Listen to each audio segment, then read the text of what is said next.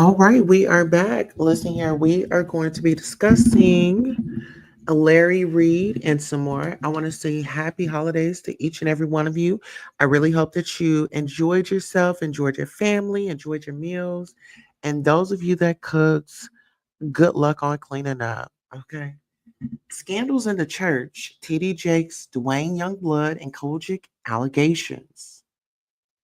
In this video, we delve into the recent legal battle involving Bishop T.D. Jakes, who has filed a defamation lawsuit against fellow minister Duane Youngblood, following Youngblood's allegations of attempted SA during his appearances on the Larry Reid Live YouTube show. Jake's legal team has firmly denied these claims. The lawsuit comes on the heels of a concerning medical incident that Jake's experienced during a Sunday service at the Potter's house. Join us as we explore the details of this unfolding story, the implications for both parties, and reactions from the community. All right, so let's go ahead and get on over here to the lawsuit. Okay. Now, listen here. We've got a lot going on, and actually, let me bring it up to where you all can kind of see what's going on. Okay. Um, right.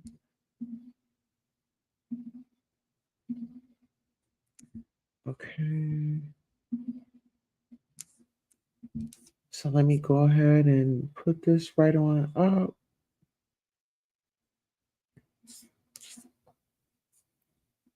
All right, bear with me as I get our watermark together.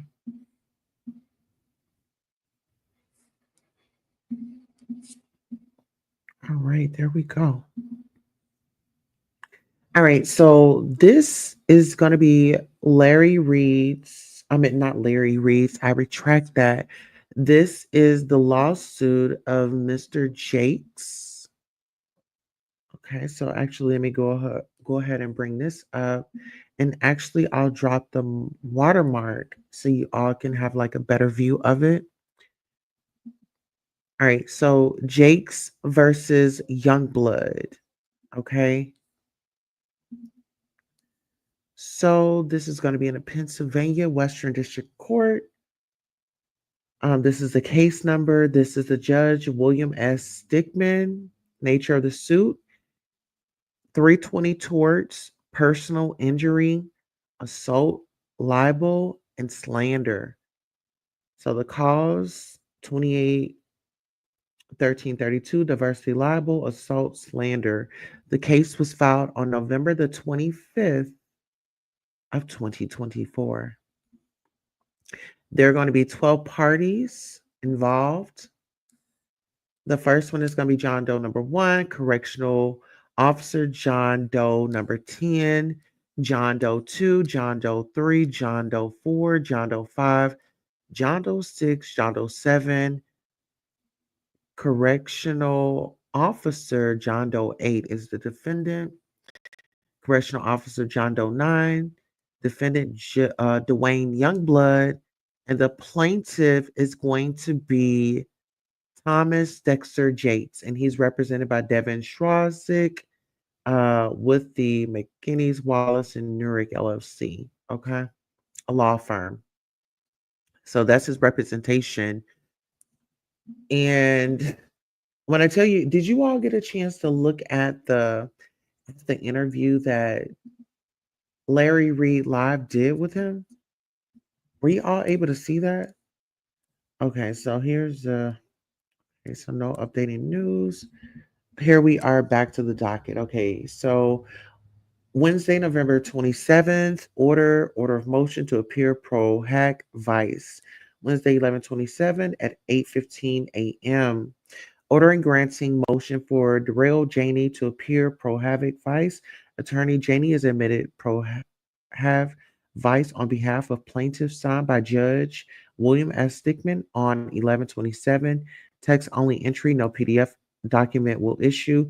This text only entry constitutes the order of court or notice on the matter. Okay, so I'm assuming that with him, having his medical emergency, he wouldn't be able to appear, and that's just I'm just assuming these are all opinions. Okay. So let's go ahead and go down a little bit more. So on Tuesday, November the 26th, there was a motion appear pro havoc for vice fillers only, credit card required. Tuesday, 11/26 at 4:11 p.m. Motion for attorney Daryl M. Janey to appear pro havoc. Filing fee $70. Receipt. So you got the receipt by Thomas Dexter Jakes. Okay, so they filed. Okay, so let's see what this is right here. Okay, so give me 1 second. Let me go ahead and update that. We're going to go on over here to this file and see what's going on. All right, so the link that I just clicked, this is what it brought me to. So it says in the United States District Court for the Western District of Pennsylvania, Thomas Dexter Jakes versus Duane Youngblood and Doles 1 through 10. And then it has a case number right there. Affidavit of Daryl M. Janey in support of motion for admission pro havoc vice. So his attorney filed this. Okay. So I, Daryl M. Janey, make this affidavit in support of the motion for my admission to appear and practice in this court in the above captioned matter as counsel pro hac vice for plaintiff Thomas Dexter Jakes in the above captioned matter pursuant to LCVR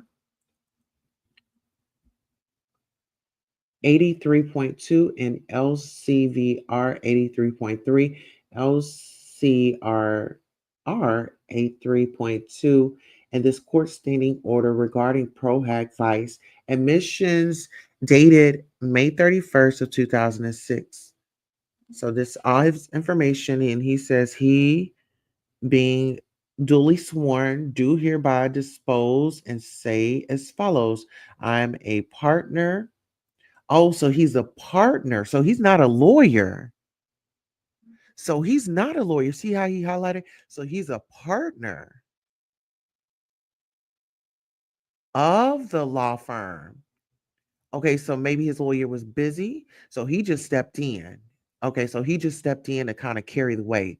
And sometimes they do that in big law firms. If one attorney's business busy, someone else will pretty much step in. Hey, I'm here on the behalf of attorney such and such. He's in a meeting or whatever, but we are here, we're following. And 9 times out of 10, that attorney will give them information to kind of go with the court, you know, in my opinion. Okay, so it says I'm a partner of the law firm, the Janey Law Firm PC. My business address is blah. I'm a member in good standing of the bars of the attached Exhibit A. My bar identification. Okay, a current certificate, a good standing with the appellate division of the Supreme Court. So pretty much this is just Darrell showing up and giving his credentials. So we'll see that he's a member when we look at exhibit A, because we do have that. And then a current certificate of good standing with the appellate division of the Supreme Court of the state of New York is attached to this affidavit as exhibit B, which we will be going over that as well.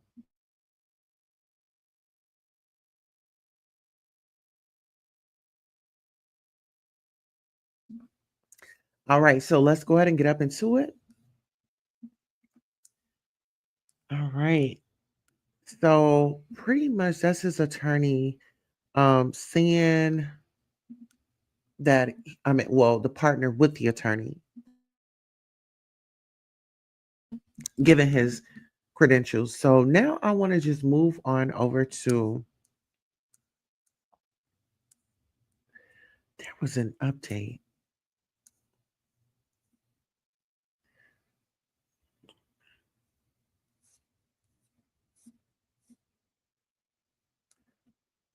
Let's see.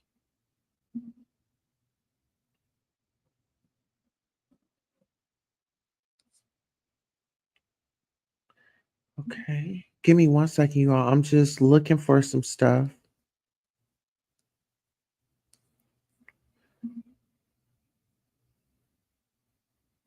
Okay, so this is the complaint right here.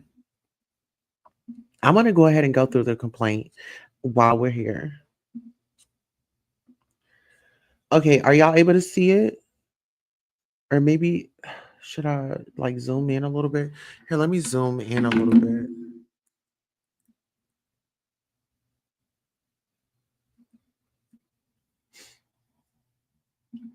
Okay, hopefully y'all can see it. Oh, not that one. Okay, hold on. Let me see if I can zoom in. Okay, so in the United States District Court for the Western District of Pennsylvania, the plaintiff is going to be Thomas Dexter Jakes versus Duane Youngblood and 10 Does 1 through 10. So I'm wondering is hold on, give me 1 second, y'all. I'm wondering is Larry Reid gonna be pulled into this because it's Does 1 through 10. Hey Norris Tony. Yeah, we're here. We're discussing the TD Jakes versus the Youngblood. And listen here, did you all see the interview with Larry Reid, Mr. Youngblood? Did y'all see that already? All right, so listen here, I'm not gonna hold you up. Happy holidays to each and every one of you if you celebrate. All right, so the complaint. Plaintiff Bishop Thomas Dexter, TD Jakes, for his complaint against defendant Duane Youngblood and Does 1 through 10 as follows. Nature of the action. 1. The lawsuit sounds in the tort of defamation and civil conspiracy to commit defamation. The underlying story in this case depicts a carefully planned effort by a convicted criminal and those acting in concert with him. Oh, to write to rewrite history in order to deflect blame and accountability for his own reprehensible and criminal conduct and to publicly smear a renowned and eminently respected religious leader in a blatant and explicit attempt to extort him for millions of dollars. Oh, that right there is a lot. Right, let's go to number 3. This lawsuit is intended to bring that scheme to a halt, to end the extreme emotional, physical, and spiritual toll defendants' conduct has caused Bishop Jakes to set the record straight so the world understands the patent falsity of the accusations and to restore Bishop Jakes' reputation. Ah, I don't know what I just said. No, they didn't. Okay, so let's go on down. Okay, it says parties. Okay. Plaintiff Bishop T.D. Jakes is a world renowned spiritual leader, global philanthropist, author, film, and music producer, and the founder of the Potter's House Church in Dallas, Texas. He is a U.S. citizen and resident of Dallas, Texas. Defendant Duane Youngblood is a registered sex offender in the state of Pennsylvania and a two-time convicted felon related to SA of children. He is a U.S. citizen and a resident of Pittsburgh, Pennsylvania. Now, listen here. I got to pause right there, y'all. I seriously got to pause right there. I am not tripping. Listen, when you talk about this attorney is hitting straight to the facts. It's don't tell me all this he says. Let's come with the facts. And this attorney has definitely done his research or was given the information. I don't know how, but it's not hard for an attorney to go and look up your information. Okay. When they have the bar number and things like that, that gets them into the system so they can get all the information that they need when they are, whether they're defending their client or they're working a defense or they're on the offense. So number 6 says, on information and belief, plaintiff alleges that defendants Does 1 through 10, inclusive, are other parties not yet identified who have acted in a concert and agreement with Youngblood in order to commit defamatory conduct against plaintiff and have committed acts in furtherance of such wrongdoing. The true names, whether corporate, individual, or otherwise, of those, let me stop right there. Okay, so it says the true names, whether corporate, individual, or otherwise. So what I'm thinking, what they're saying right there is whether if it's your YouTube name, your Instagram name, whether if you're using your own name, whether if you're using any type of name, if you was involved in this, you're coming right on along. Because my thing is, what if Bishop T.D. Jakes wins this lawsuit? So does that mean that he can sue Larry Reid for having him on his show? All right, I'm trying not to get off task. So we'll start back right here. True names, whether corporate, individual, or otherwise, of those 1 through 10, inclusive, are presently not fully known to plaintiff, which therefore sues said defendants by such fictitious names and will seek leave to amend this complaint to show their true names and capacities when same have been ascertained.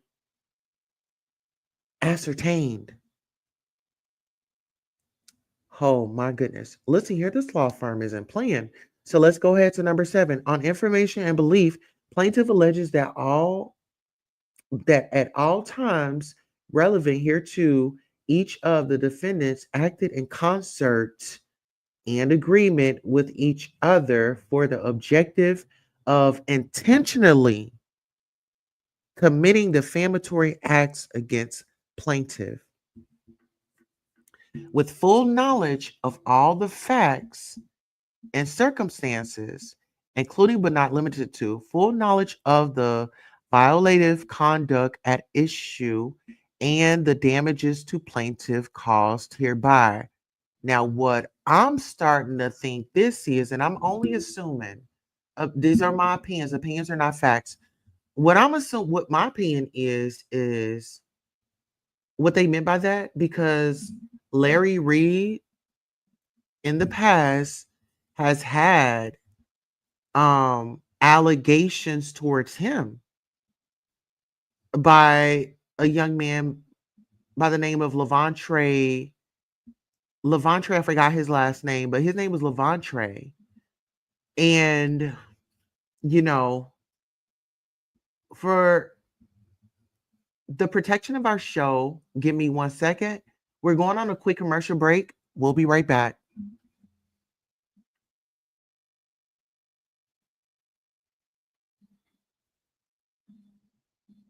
Purposes only. Under the Section 107 of the Copyright Act 1976. All right, so that was our disclaimer. Now we are back. Okay, so in my opinion, how I felt that was Larry Reid has done interviews before, but remember Tasha K, Levantre, I forgot his last name, but Levantre, I believe he did an interview with Tasha K. And that went viral for a while. And from my understanding, the guy was a mentor. He was a mentor to the young man. They were in some type of communication. And Youngblood, his confession was he was in the room with a 15-year-old male and he was a pastor. And, you know, the mother had come to him with something. And so he kind of took things in his own hands. But let's stick to this. I don't want to be all over the place. Jurisdiction and venue. This court has subject matter jurisdiction over this action pursuant to 28 USC 1332 because there is complete diversity of citizenship among the parties and the amount in controversy exceeds $75,000, excluding interest. Okay, listen. Whew. Okay, so this court has personal jurisdiction over defendant Duane Youngblood because he is a citizen of the Commonwealth of Pennsylvania and resides in Allen County. Venue is proper in this district because defendant resides in this district. Defendant is subject to personal jurisdiction in this district, and because a substantial part of the event or omissions giving rise to plaintiff's claims occurred in this district. Factual allegations. Let's see. Bishop T.D. Jakes becomes one of the most prominent and respected pastors in the United States and establishes one of the largest churches in the United States, the Potter's House of Dallas. Bishop Jakes is the visionary, charismatic, and devoted senior pastor of the Potter's House Church in Dallas, Texas, which has a global outreach and congregation exceeding 80,000 persons. A motivational speaker and entrepreneur, a best-selling author of 30 books, a producer of faith-focused music and films, a Grammy Award winner, a global humanitarian, and one of the most prominent and well-respected pastors and religious figures in the United States today. In 2009, for example, Bishop Jakes was selected to give the sermon at St. John's Episcopal Church, dubbed the Church of the Presidents, according to Pennsylvania Avenue from the White House, on the morning of President Obama's inauguration ceremony. So, baby, listen here. They're saying, baby, he's very much so accredited. He is in spaces where not many people can get into. Security, let's get into it. Okay, so from his humble roots as the pastor for the 10-member storefront church, Greater Emmanuel Temple of Faith in Smithers, West Virginia, in the early 1980s. So, okay, in the I gotta stop right there. Okay, so he's from Smithers, West Virginia. There was something that we're gonna have to research in Virginia on pastor. So give me 1 second. Okay, it says West Virginia in the early 1980s to leading the now more than 30,000 member Potter's House Church based in Dallas, Texas. He founded in 1996. Bishop Jakes has devoted his life to guiding others towards spiritual prosperity. He has inspired millions all over the world to live purposeful and spiritual lives, and the initiatives he and his organization have developed over the years have helped millions all over the globe. For his countless contributions all over the world, Bishop Jakes has been honored and recognized by some of the most influential global organizations and media outlets. So this right here sounds like they are giving a synopsis of all of his great deeds, all of how he has shown up, not in his community, not even starting from 30 members to having 80,000 members and then having 30,000 members. You know what I'm saying? So they're definitely they are definitely working for their client. So they go on to say he has been called America's best preacher by CNN and Time, perhaps the most influential Black leader in America today, by telling The Atlantic and regularly appears on lists of the most respected and influential leaders in America. He has been a spiritual advisor for the last three presidents. He is the recipient of numerous prestigious awards, including the NAACP Image Award in 2011.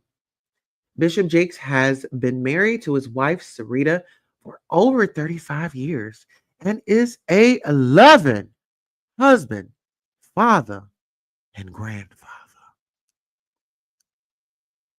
Okay. They letting him know, hey, he's got people that depend on him. He's got a wife, you know? All right, let's go. Bishop Jakes has been okay. I read that part already. Or did I? Throughout, excuse me, throughout his more than 40 years in the ministry, Bishop Jakes has maintained a stellar reputation for his faith, morals, ethics, and above all, devotion to his family and the local and global communities he has built all over the world. Okay, now listen here. Now that was all the good juice on their on their client. But now we're about to get into the other client. This is going to be heavy, so we'll take breaks in between. We're going to go ahead and take a 60-second just for us to refresh and prepare our minds. We'll be right back.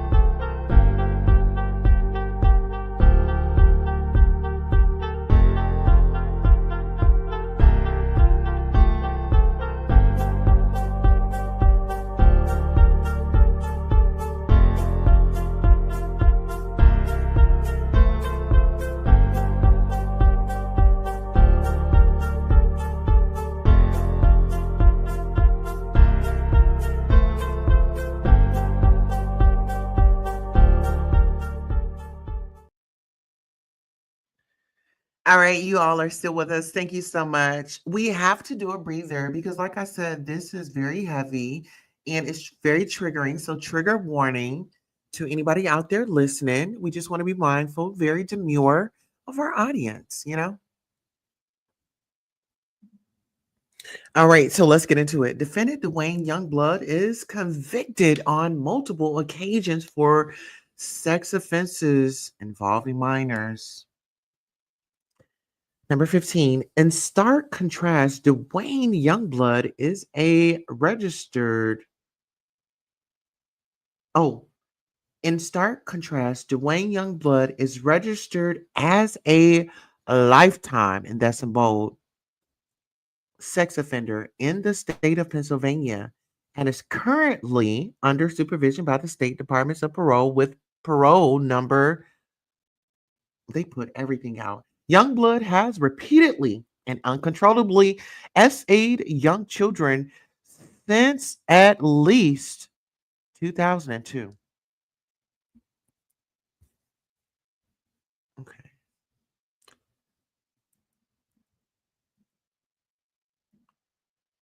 Okay.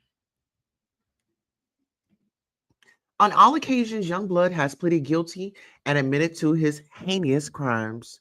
In 2006, at the time pastor of a church in Homestead, Youngblood was first arrested on charges of SA and corruption of minors and other charges. In that case, he was accused of SAing a 15-year-old in 2002 while counseling the boy. The teen sought counseling from Youngblood because a cousin had violated him, according to a police affidavit.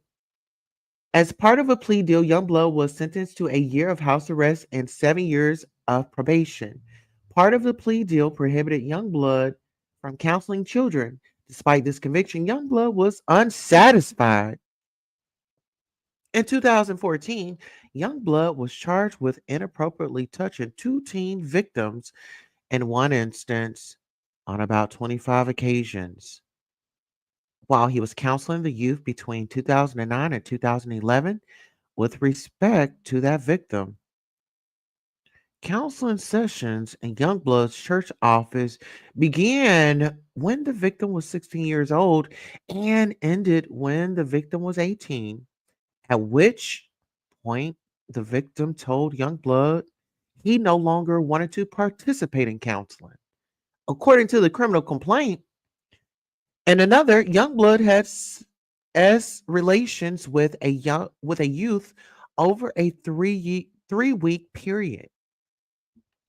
Oh shoot. Youngblood pleaded guilty and was sentenced to 16 to 48 months in prison in 2015 and 3 years of probation. Nevertheless, while on parole, Youngblood conspires with others to harm and profit from attacks on prominent Black religious figures, including Bishop Jakes, as more fully elaborated herein below. Youngblood uses the reach of Larry Reid Live to publicly blame his own abhorrent and horrific SA of minors on others, including Bishop Jakes, by accusing them of grooming, molesting, and SAing him decades ago. Wait a minute now. Hold on. Y'all, wait a minute now.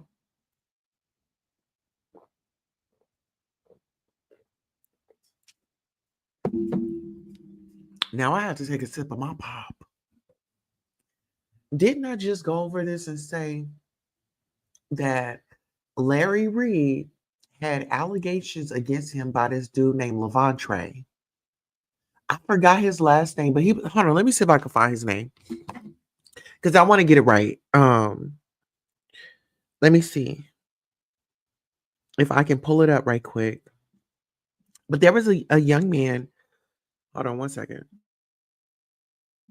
There seems to be like a kind of like a go-to rule is like let's make it about mentor, and it's not. Larry Reid versus Levantre. Okay, let me see if his name will pop up.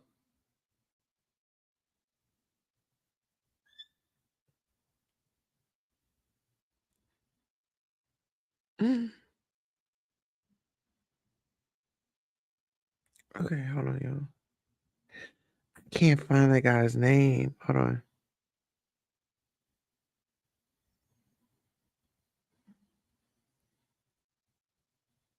Oh, I don't think that Larry Reid knows that he's in this as well. He's in this as well, but they're moving strategically. They're moving strategically.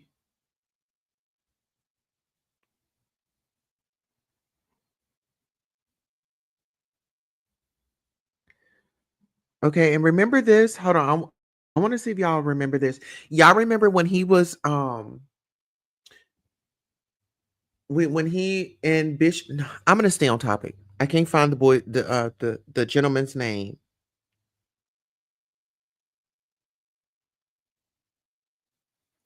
But his name was Levantre.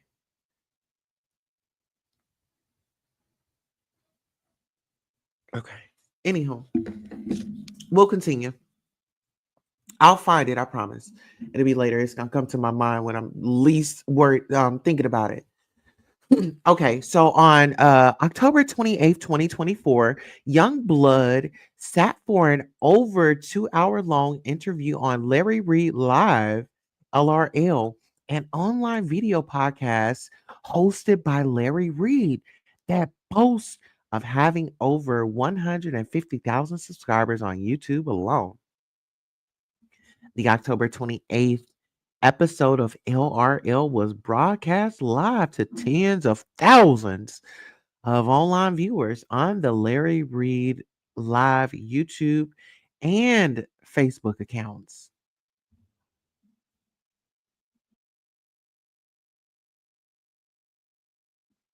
So y'all don't think that Larry Reid is going to be pulled into this?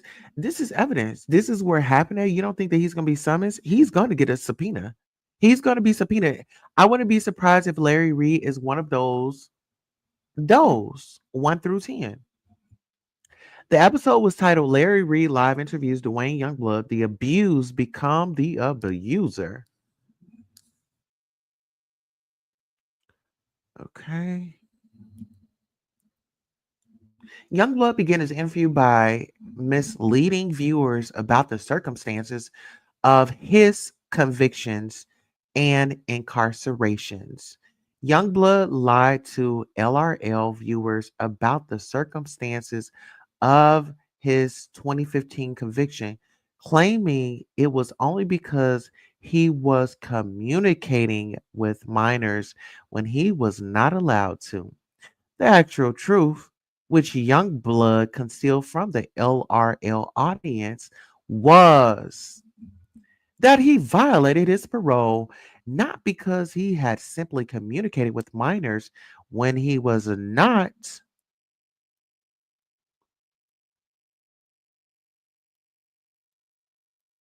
allowed to, but rather because he had been caught inappropriately touching two teen victims during counseling session between 2009 and 2011.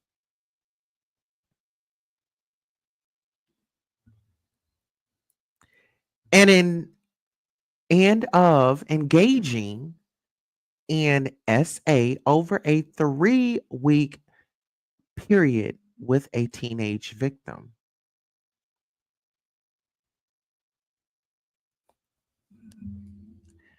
The interview later turned to Youngblood's new claim about how the source of his becoming an abuser was his own abuse at the hands of pastors and religious figures he encountered in his youth. After detailing instances of his own father SAing his sister and of his abuse at the hands of other church leaders, Youngblood turned his eerie on Bishop Jakes. Irie, from the moment Youngblood brought up his allegations about Bishop Jakes, roughly an hour into the interview, he and Mr. Reed spent almost an entire and oh, it says he and Mr. Reed spent almost the entirety of the rest of the interview on Bishop Jakes. And Youngblood's claim that Bishop Jakes tried to groom and SA him. Youngblood's story about Bishop Jakes on the 28th on the October 28th episode of LRL was that when the now 58-year-old Youngblood was 18 or 19 years of age, Bishop Jakes, after talking to Youngblood for 2 hours at the home of an elderly clergywoman where Bishop Jakes was staying while supporting a local church revival program, wrapped his arm around Youngblood and tried to kiss him.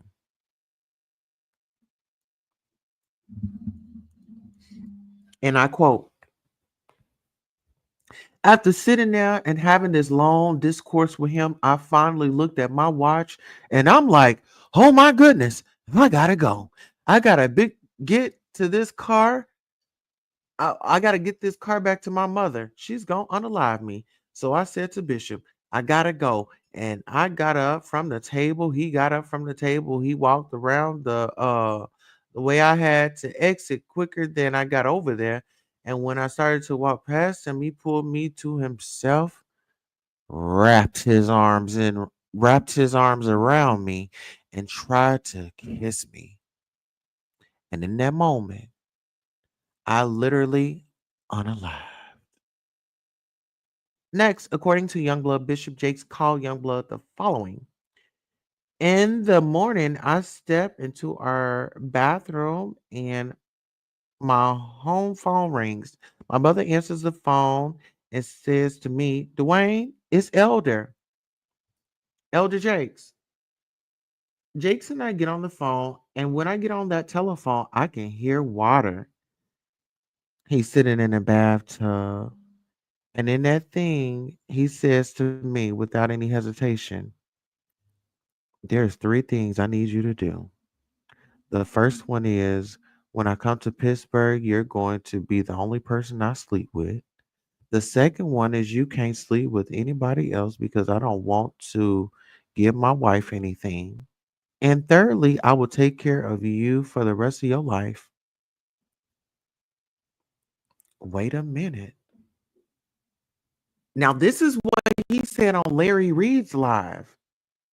And I quote, this is in the lawsuit. Oh my goodness. Okay, so y'all, let me know if y'all still here with me. Y'all want me to keep going or do y'all want me to stop? Anybody out there? Let me know.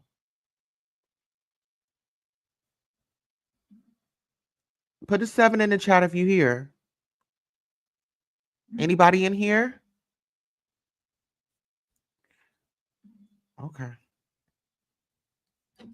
Have a swig of my pop.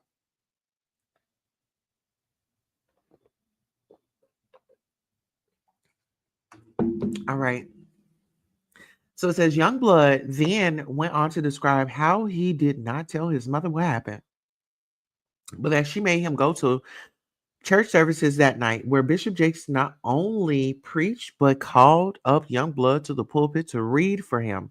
Youngblood ended his story by claiming that there is so much more to me and Bishop Jakes and my family, and Bishop Jakes and the absolute destructive S damage. But this thing was so extremely damaging. Now get into this.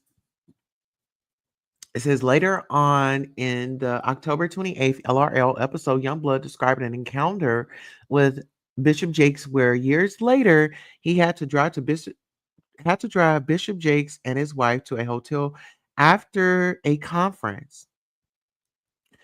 According to Youngblood, he accompanied Bishop Jakes and his wife back to the hotel room. And after Miss Jakes went to sleep, Youngblood confronted Bishop Jakes and asked him, Why did you? Oh, why did you? What did you? Hold on. Why did you do what you did? To which Bishop Jakes responded, My stock was rising, and I would have had X with anybody at that time. So he says, My stock was rising, and I would have had intercourse with anybody at the time. So it goes on to say, less than a week later, on November the 3rd, 2024, Youngblood returned to LRL for part two. Larry Reid live interviewing Duane Youngblood.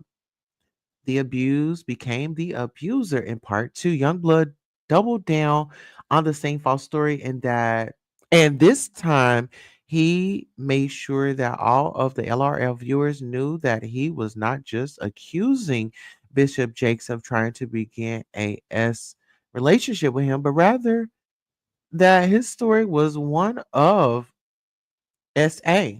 When pressed by Reid to further describe how his allegation that Bishop Jakes violated groomed him was predatory in nature, Youngblood made it clear that he was accusing Bishop Jakes of attempted SA. So we're about to read it right here in this statement, in this comment section. Okay, so it says, when it comes to Bishop Jakes, when I was sharing the story the other day, this I I'm just running through the story, but I want to make sure people are very clear. I said that we are sitting at a dining room table, and I looked at my watch and said, I've got to get up and get out of here because I've got to get my mother's car back to her. But what may have been misunderstood is that Bishop Jakes got up, came around that table, and positioned himself in the corner that I had to walk past. When I was walking past that corner, he grabbed me. There is no reason if you're going to just give me a hug as we're leaving, oh, go to the door with me and let's hug it out and let me go out the door. We are not at the door. We are still in the dining room and he is in the corner. Grab me to himself, looked down in my face, and then tried to bend his head down to kiss me on my lips. That is not you. You didn't get what you wanted to get. Youngblood then doubled down and described again the phone call he claimed he had with Bishop Jakes. Just as he did in the October 28th interview, stating in no uncertain terms that to him, This is absolutely forcing your position, your idea on to that person. In part two, Mr. Reid also makes clear exactly what Youngblood was accusing Bishop Jakes of doing, stating at the 39-minute mark, woo, baby, they are on it. Okay, so starting at the 39-minute mark, Bishop Jakes violated groomed you, and Youngblood doubled down on his claim that Bishop Jakes did this to Youngblood because his stock was raising. Oh, his stock was rising, and he would have slept with anybody. For his part, Reid went to great lengths to try and bolster Youngblood's credibility, claiming in part two that Youngblood feels honest to Reid, that it doesn't feel that you're mad. You don't seem mad at all. And you don't feel like you're trying to get anybody back. You just telling the story, to which Youngblood nods and agrees throughout. Youngblood's intent and motive for making these allegations would be made absolutely clear with his exorbitant exorbitant financial demand weeks later, as more fully elaborated herein below. Oh, baby. Okay, I think we'll let me see if anybody's in here interacting with us. We'll go to page 10 and then shoot, we'll come back and do another 10 pages. That way we give you guys a little break here, okay? So we'll go to page 10.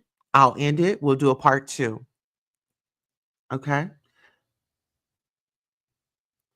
So it says Youngblood accusations on Larry Reid Live about Bishop Jakes are false, and he knew it when he made them.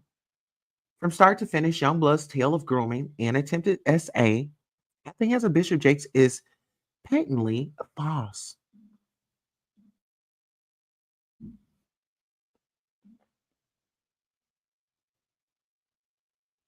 Bishop Jakes never kissed or tried to kiss Youngblood, never cornered him or forced him to into any situation, sexual or otherwise, and certainly never told him that he wanted to sleep with him or had any conversation of a S nature with him, with nature at all with him.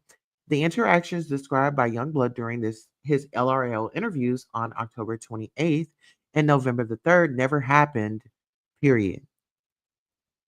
Indeed, the very context of and nature of Youngblood's accusation rendered them unbelievable. Youngblood having served for years. Oh, Youngblood having served years for molesting and SAing minors that he himself was supposed to counsel and mentor through his church, is a desperate attempt to rehabilitate his image and build a new ministry for himself. His playbook is clear. Accuse what seems to be every other prominent church leader he has ever met of grooming and preying on him, and then blame them for his own criminal predatory conduct after he has been finally released from prison as a two-time convicted felon and lifetime registered sex offender. Indeed, his blatant lies to LRLers, viewers about the circumstances of his own convictions and incarcerations are proof that this is all just one big lie to try and rewrite history for his own personal gain. Youngblood's October 28th and November the 3rd appearances falsely targeting and attacking Bishop Jakes go viral. Just as Youngblood hoped, his October 28th and November 3rd appearances went viral. Part 1 has over 120,000 views, making it one of the most viewed LRL episodes in history.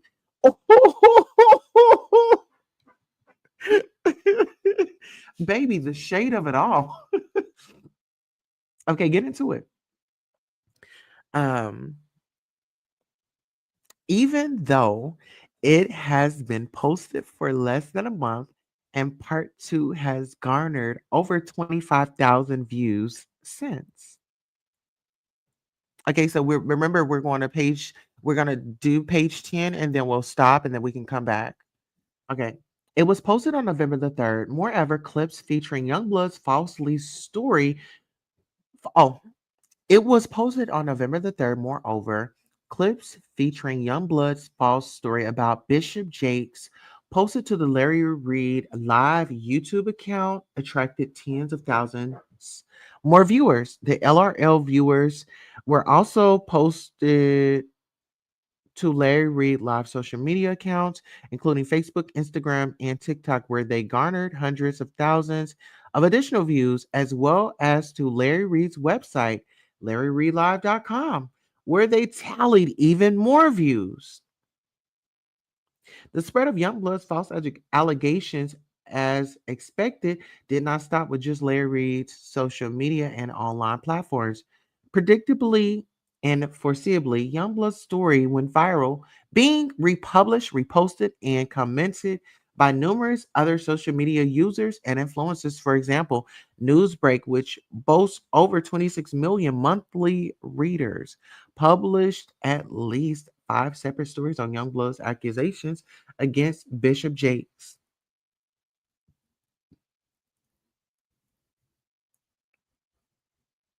And Youngblood's false accusations were republished by other YouTubers and TikTok influencers to hundreds of thousands of additional viewers. Okay, so we got to page 11. I think that this is a great place that we can kind of kind of stop at. This video is what we say. Educational purposes only. Under the Section 107 of the Copyright Act 1976. So listen here, with that being said, I'm going to go ahead and drop down. I want to thank y'all so much. Please like, share, and subscribe. I want to keep these videos to at least an hour. I want to be mindful, very demure of your time. So on that note, I'll catch you in the next broadcast. So long.